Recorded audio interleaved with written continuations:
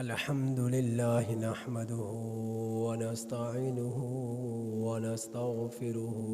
ونؤمن به ونتوكل عليه ونعوذ بالله من شرور أنفسنا ومن سيئات أعمالنا من يهده الله فلا مضل له ومن يضلله فلا هادي له وأشهد أن لا إله إلا الله وحده لا شريك له وأشهد أن سيدنا ومولانا محمدًا عبده ورسوله أما بعد فأعوذ بالله من الشيطان الرجيم بسم الله الرحمن الرحيم فانكحوا ما طاب لكم من النساء مثنى وثلاث ورباع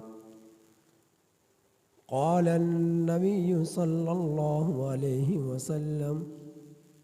النبي أولى بالمؤمنين من أنفسهم وأزواجه أمهاتهم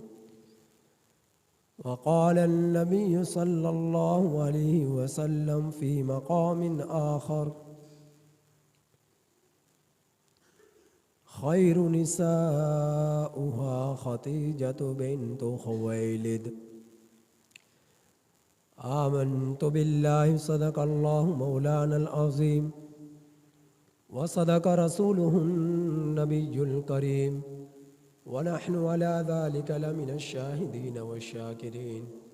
والحمد لله رب العالمين.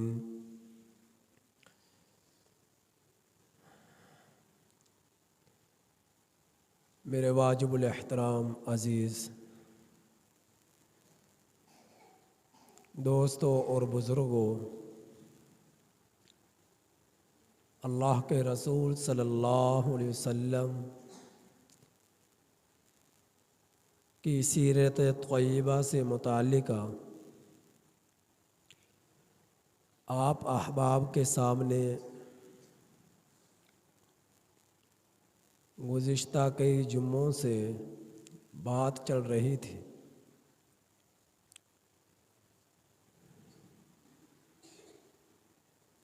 اللہ کے رسول صلی اللہ علیہ وسلم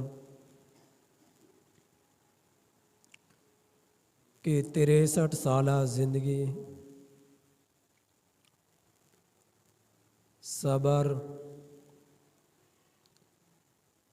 عبادات، محبت الہی، اخوت و بھائی چارگی، امانت و صداقت، اسفار تجارت سے گھری ہوئی ہے، اور ہجرت مدینہ تو اللہ کے رسول صلی اللہ علیہ وسلم کی زندگی کا ایک اہم پہلو وہ جو تجارت سے وابستہ تھا، اس سے متعلق اب تک گفتگو چلی۔ اللہ کے رسول صلی اللہ علیہ وسلم کا وہ سفر تجارت جو حضرت خدیجہ بنت خویلد رضی اللہ تعالی عنہ کے غلام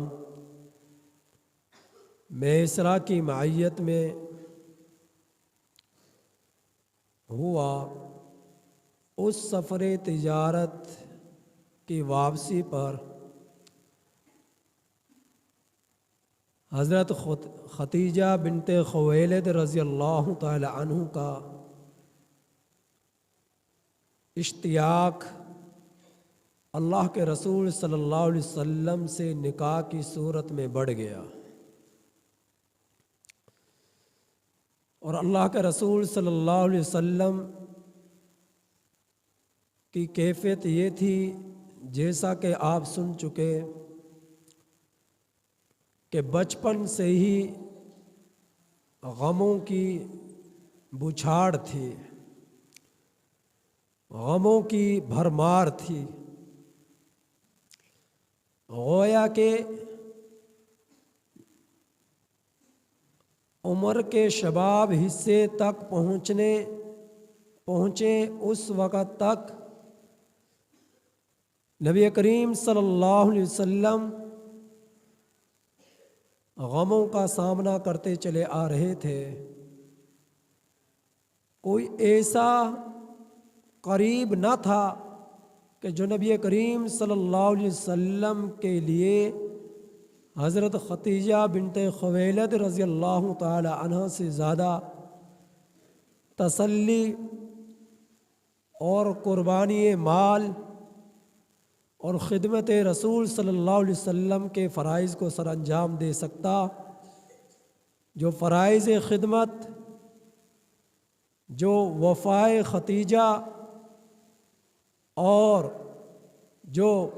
مال ختیجہ رضی اللہ تعالی عنہ نبی کریم صلی اللہ علیہ وسلم کے قدموں میں پیش تھا، ایسا کوئی اور نہ تھا کہ جو نبی کریم صلی اللہ علیہ وسلم کی حوصلہ افزائی فرماتا اور آپ کو تسلیاں دیتا۔ جس قدر تسلیہ اور حوصلہ افزائی اور ہر طرح کے دکھ اور تکلیف کے عالم کے دور میں، زمانے میں ساتھ حضرت خدیجہ الکبریٰ رضی اللہ تعالی عنہ نے دیا۔ یہ خدیجہ کون تھی؟ کہ نبی کریم صلی اللہ علیہ وسلم کی عمر مبارک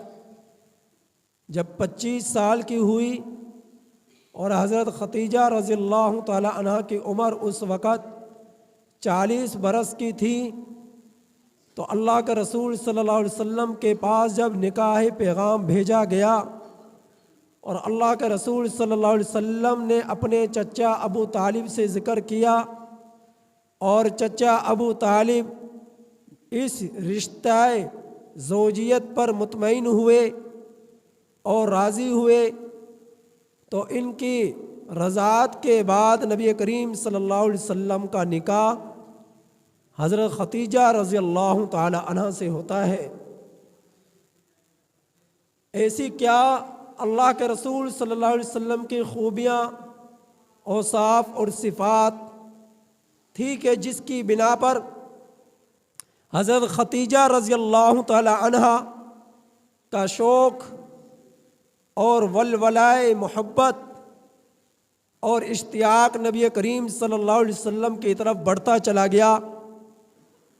تو اللہ کے رسول صلی اللہ علیہ وسلم کا سب سے پہلے تو یہ کہ نبی کریم صلی اللہ علیہ وسلم جب تشریف لائے تو تشریف لانے کے بعد جب جوانی کے قریب پہنچے تو آپ صلی اللہ علیہ وسلم کی آمد سے قبل ہی اللہ تعالیٰ نے ان فسق اور فجور کے دروازوں کو بند کرنا شروع کر دیا، ظالموں کے محلات کے دیواروں کو ہلا کر رکھ دیا، اور پوری روئے زمین پر جو ہے رات کی تاریکی میں روشنی کا پھیلنا اور خوشبوؤں سے معطر ہونا اور مکہ کی گلیوں میں خوشی کی لہر کا دوڑ جانا، یہ اللہ رب العزت نے نبی کریم صلی اللہ علیہ وسلم کی ولادت پر اتنے بڑے بڑے واقعات جو ہے انہیں اصل جو ہے حقیقت میں لوگوں کو دکھایا، جس سے دنیا کے لوگ سمجھ چکے کہ آخر کوئی تو ایسی ہستی ہے کہ جس کا وجود آج دنیا میں ہو چکا۔ تو حضرت خدیجہ رضی اللہ تعالی عنہا نبی کریم صلی اللہ علیہ وسلم کے متعلق سن چکی تھی کہ یہ عرب کا، یہ مکہ کا وہ نوجوان ہے کہ جس کی برکت سے عربوں میں جو 100 سال سے لڑائیاں چلی آئی وہ رکی،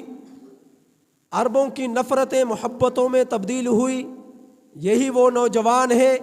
جسے لوگ امین کے لقب سے پکارا کرتے ہیں، جسے لوگ صادق کے لقب سے پکارا کرتے ہیں، جس کے پاس اپنے تو اپنے غیر بھی امانتیں اور اپنے جو ہے سرمایہ جس پر لگاتے ہیں اور جس کے سپرد کرتے ہیں، آخر اس نوجوان میں کچھ تو خوبیاں ہیں۔ پھر ان خوبیوں کو، ان اوصاف کو حضرت خدیجہ رضی اللہ تعالی عنہا نے جب اپنے غلام میسرہ کو آپ کے ساتھ بھیجا تو حقیقت میں دیکھ لیا۔ جب غلام میسرہ نے یہ بات عرض کی کہ میں نے بڑے بڑے تاجروں کے ساتھ سفر کیا، لیکن جس وقت اس نوجوان کے ساتھ میں نے سفر کیا تو میں نے دیکھا کہ جو پہاڑ اسے السلام علیکہ یا رسول اللہ کے القاب سے سلام کیا کرتے ہیں، درخت ان کے لیے جھک جھک کر سلام کیا کرتے ہیں،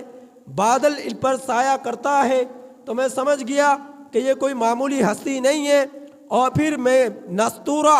راہب سے ملاقات کے بعد تو اور بھی حقیقت واضح ہوتی چلی گئی کہ نستورہ راہب نے جب یہ بات کہی کہ یہ شخص بہت جلد پیغمبر اور نبوت کا تاج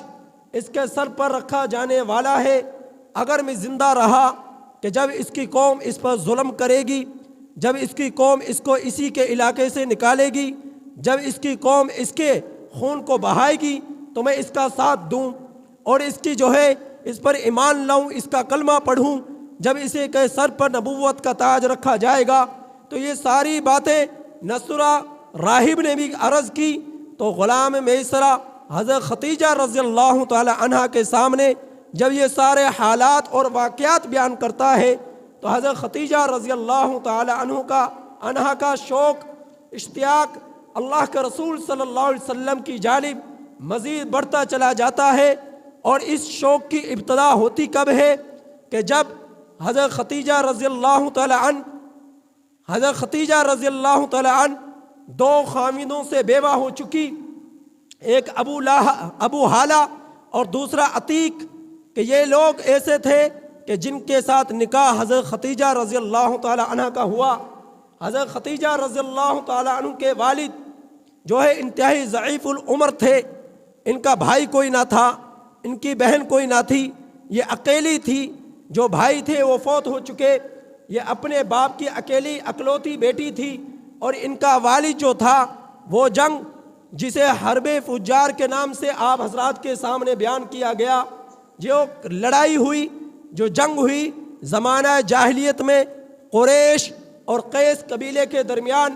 جس میں اللہ کے رسول صلی اللہ علیہ وسلم بھی اپنے تایا جان حضرت زبیر بن عبد المطلب کے ساتھ شریک تھے۔ لڑائی کی غرض سے نہیں، کیونکہ نبی جو ہے فسق کو ختم کرنے کے لیے آتا ہے، جھگڑوں کو ختم کرنے کے لیے آتا ہے، نفرتوں کو ختم کرنے کے لیے آتا ہے، اور جو ہے ظلم کو روکنے کے لیے آتا ہے۔ اللہ کے رسول صلی اللہ علیہ وسلم چونکہ اس وقت بچے تھے،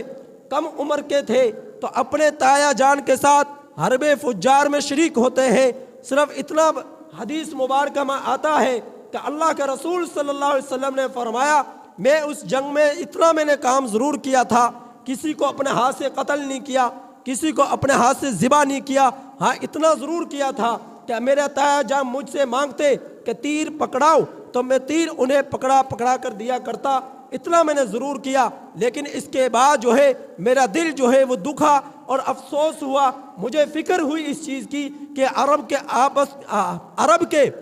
وہ قبائل جن کو آپس میں متحد ہونا چاہیے تھا، وہ اس قدر انتشار میں کیوں ہیں، وہ اس قدر اختلاف میں کیوں ہیں؟ اگر یہ متحد ہو جائیں تو دنیا ظالم جو ہے، دشمن جو ہے، وہ عرب والوں پر حملہ آور نہیں ہو سکتا۔ نبی کریم صلی اللہ علیہ وسلم کی یہ تڑپ تھی، یہ سوچ تھی، یہ جذبہ تھا، تو اللہ کے رسول سے اللہ رب العزت نے اپنے حبیب کی اس خواہش کو پورا کیا۔ حلف الفضول کے معاہدے میں جو 3 افراد جن کا فضل کے نام سے شروع ہوتا تھا، حلف معاہدہ ہوا، اور اس کے اندر یہ طے ہوا کہ اب کے بعد عرب قبائل آپس میں متحد ہوں گے، اور یہ آپس میں کبھی جھگڑا نہیں کریں گے، لڑائی نہیں کریں گے۔ ہاں اگر کوئی دشمن باہر سے آ کر ان پر حملہ آور ہوتا ہے، سب عرب کے قبائل متحد ہو کر اس دشمن کا مقابلہ کریں گے اور دفاع کریں گے۔ تو اس دن جو خوشی اللہ کے رسول صلی اللہ علیہ وسلم کو ملی، فرمایا اس سے پہلے کبھی میں اس دن کی اتنا خوش نہ ہوا۔ تو یہ حرب فجار جو لڑائی ہوئی تھی، اس جنگ کے اندر حضرت ختیجہ رضی اللہ تعالی عنہ کے جو والد تھے، چونکہ وہ ضعیف العمر تھے اور ضعف عمر کے باوجود اس جنگ میں شریک ہوئے تھے اور اسی جنگ کے اندر وہ جاں بحق ہوئے۔ حضرت ختیجہ رضی اللہ تعالیٰ عنہ کے والد، جس وقت حضرت ختیجہ جو تھی، ان کے والد نے جب ان کے ہاتھ سارا ان کی ملکیت میں مال دیا، اپنا سرمایہ دیا، چونکہ ان کے والد عرب کے بہت بڑے تاجر تھے، سرمایہ دار تھے، تو اپنی چونکہ اکلوتی بیٹی تھی، فرمایا بیٹی یہ رہا مال، یہ رہا سرمایہ، یہ رہی دولت، یہ رہی خزانوں کی چابیاں، آپ کے یہ ملکیت میں یہ سب کچھ ہے، آپ جس طرح چاہے ان کا استعمال کریں، جس کے ہاتھ چاہے اس کے ذریعے سرمایہ داری کریں، تجارت کریں، آپ کے اب سپرد ہے، آپ اس کی مالک ہو، یہ حوالے کر کر جاتے ہیں۔ اور والد کا سایہ ان کے سر پر تھا، وہ بھی جدا ہو گیا۔ حضرت ختیجہ رضی اللہ تعالی عنہ پھر کسی حالت میں تھی، بے آسرا ہے۔ پہلے خاوند ابو حالہ سے نکاح ہوا، ان سے 2 بچے ہوئے، ابو حالہ وفات پا گئے، 2 بچے جو ہوئے تھے ان کا بھی انتقال ہو گیا۔ دوسرے خاوند عتیق سے نکاح ہوا، لیکن یہ عتیق خاوند کا بھی انتقال ہو گیا۔ آخر تیسرا ایک اور نکاح ہوا، جس کے بارے میں بعض حضرات کہتے ہیں کہ ایک تیسرا نکاح بھی ہوا تھا، جو حضرت ختیجہ رضی اللہ تعالیٰ عنہ کے چچا زاد بھائی تھے، ان سے نکاح ہوا تھا۔ لیکن ایک روایت میں آتا ہے نہیں، تیسرا نکاح جو ہوا وہ اللہ کے رسول صلی اللہ علیہ وسلم سے ہوا، کسی اور سے نہیں ہوا تھا۔ نبی کریم صلی اللہ علیہ وسلم سے نکاح کی داستان بھی بہت عجیب ہے۔ حضرت ختیجہ رضی اللہ تعالیٰ عنہ فرماتی ہیں، میں جب میرے والد کا انتقال ہو گیا، میرے خامد ابو حالہ کا بھی انتقال ہو گیا، میرے 2 بچوں کا بھی انتقال ہو گیا، میرے خامد عتیق کا بھی انتقال ہو گیا، اب میں بے آسرا تھی، لوگوں کو سرمایہ دیتی، لوگ دھوکہ کرتے، جھوٹ بولتے، نفع ملتا اسے ہڑپ کر جاتے، پوری طرح نفع کو میرے تک نہ پہنچاتے، میں پریشان رہتی، کون ایسا امانت دار ہوگا، کون ایسا امین ہوگا، کون ایسا صادق ہوگا کہ جس کے ہاتھوں میں اپنا سرمایہ دوں اور وہ میرے سرمایہ کے ذریعے تجارت کرے اور جو نفع ملے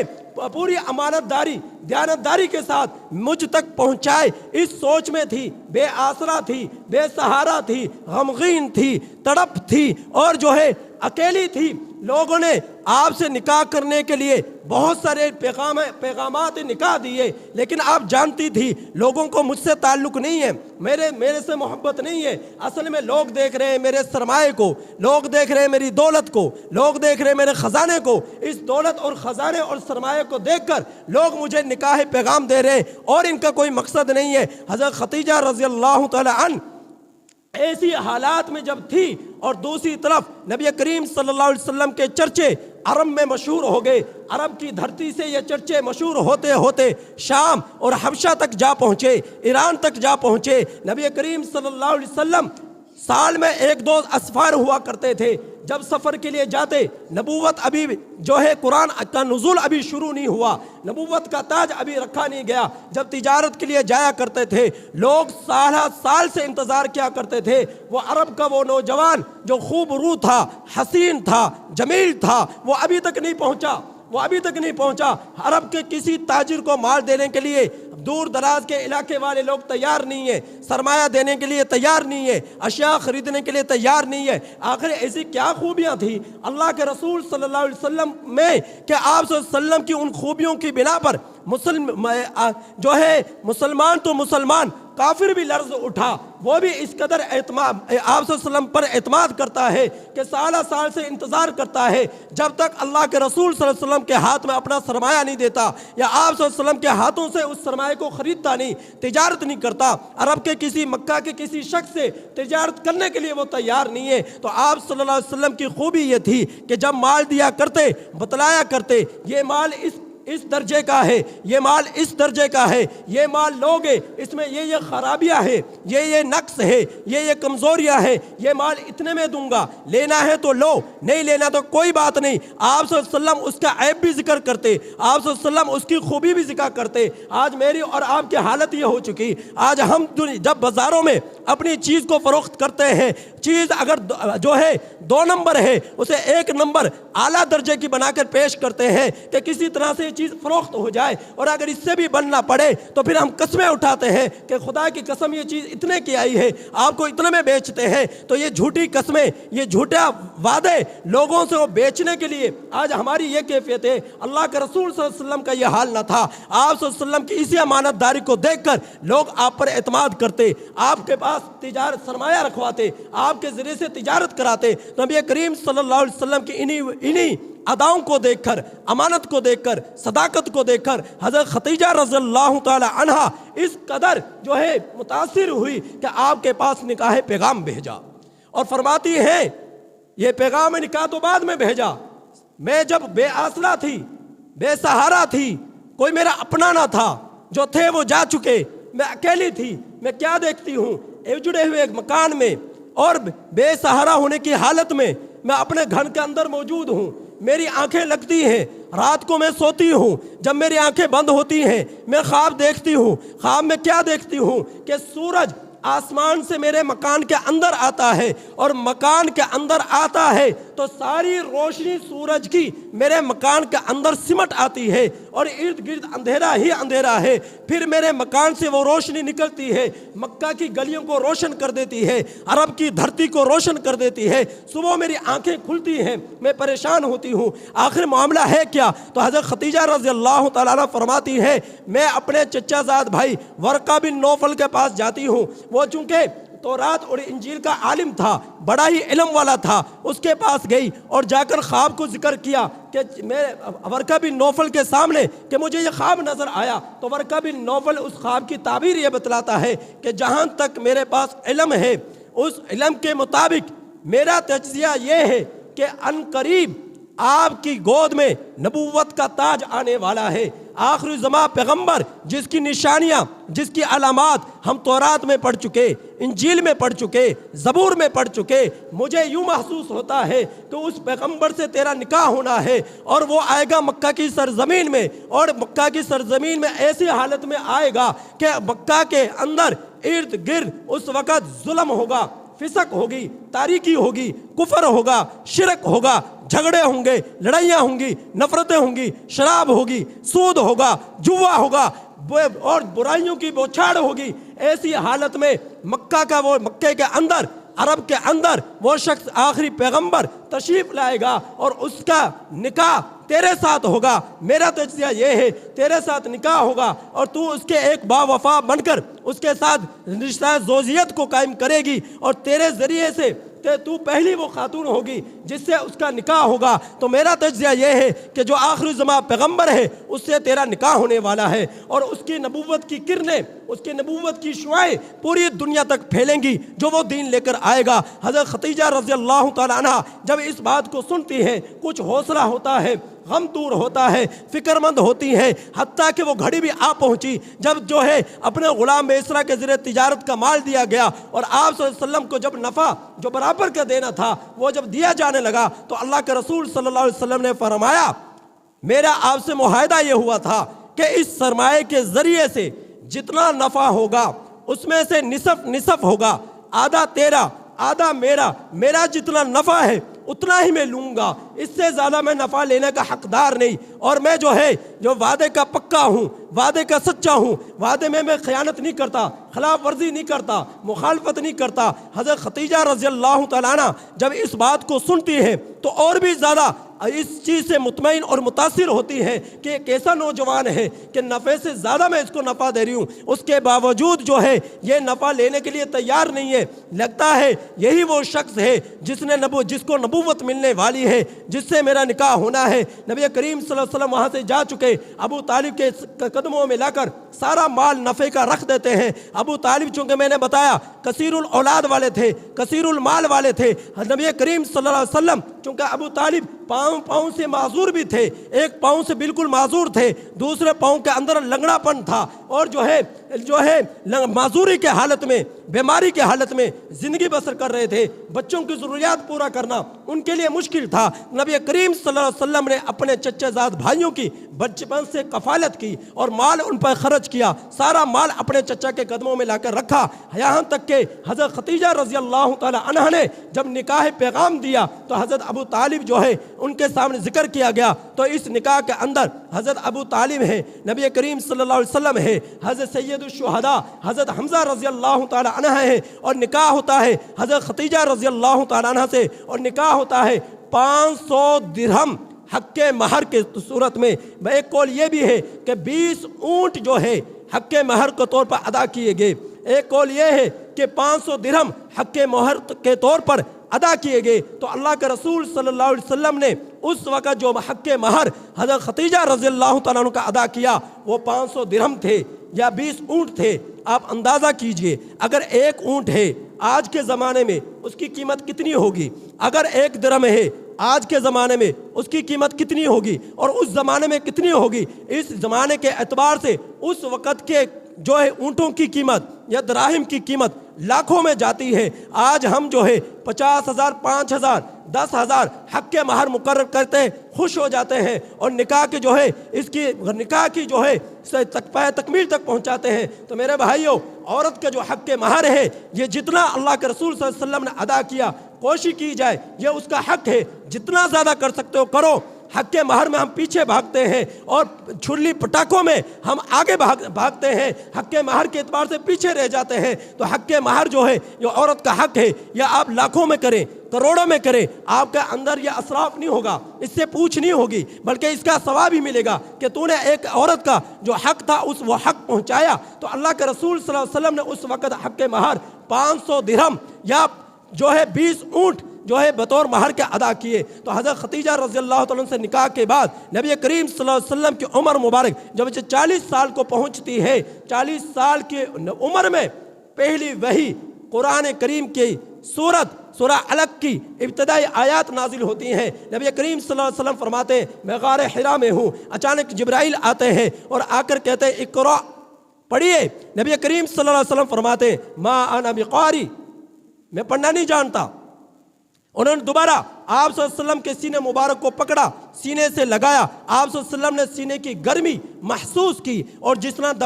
دبانے کو محسوس کیا، 3 مرتبہ کے بعد تیسری مرتبہ جو ہے فرمایا اقرأ بسم ربک الذی خلق خلق الانسان من علق۔ یہ شروع والی 5 آیات جو ہے نبی کریم صلی اللہ علیہ وسلم پر سب سے پہلے نازل ہوئی۔ نبی کریم صلی اللہ علیہ وسلم جب اپنے گھر میں آتے ہیں تو فرماتے ہیں زملونی زملونی۔ حضرت ختیجہ رضی اللہ تعالی عنہ آپ کو چادر اڑاتی ہیں کہ مجھے چادر اڑائیے، چادر اڑاتے ہیں، پسینے سے شرابور ہوتے ہیں، پیشانی مبارک سے پسینہ ٹپک رہا ہوتا ہے۔ ورقہ بن نوفل کے پاس لے جاتی ہیں، ورقہ بن نوفل پیش بتلاتا ہے کہ یہ تو وہی ہے جو ہے موسیٰ کلیم اللہ کے پاس اتری، جو عیسیٰ روح اللہ کے پاس اتری، یہ وہی ہے۔ تو یہ میں اس بات کو یقین سے کہتا ہوں یہ آخر زمان پیغمبر ہے، اور جو اس کے ساتھ معاملہ ہوا یہ بھی سچا واقعہ معاملہ ہے، اور اس کو اللہ کا وہی کلام جو موسیٰ کے پاس آیا، جو عیسیٰ کے پاس آیا، اور وہی فرشتہ جو موسیٰ کے پاس آیا، جو عیسیٰ کے پاس آیا، وہی نبی کریم صلی اللہ علیہ وسلم کے پاس آیا ہے۔ اگر میں زندہ رہا تو میں ضرور نبی کریم صلی اللہ علیہ وسلم کا ساتھ دوں گا۔ جب اس کے لوگ اس کو اپنے علاقے سے نکالیں گے، نبی کریم صلی اللہ علیہ وسلم نے فرمایا کہ